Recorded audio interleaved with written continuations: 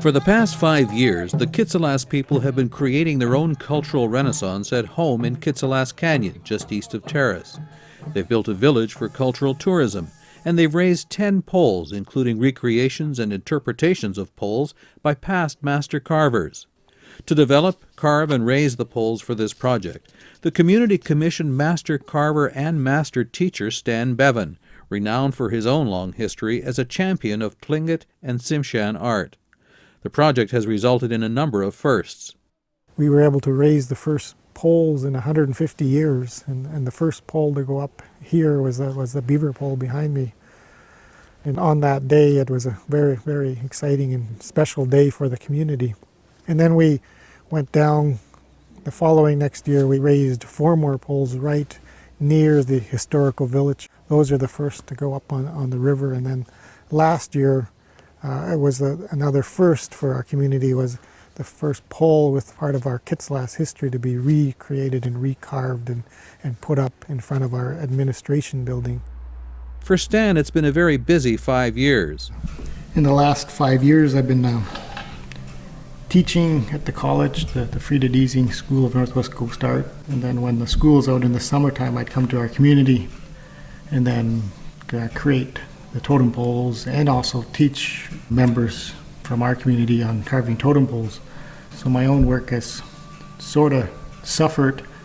I've been creating, but I haven't had time to finish projects. But the nice thing about teaching at the college and working in the community is that I've learned so much by doing all that. In fact, Stan has been learning by teaching all over the North for most of his 20 years as a professional artist. Teaching in Alaska, teaching in the Yukon, and teaching in many of the smaller communities in British Columbia. Bringing all that experience back to work for his community and his culture is a source of great joy.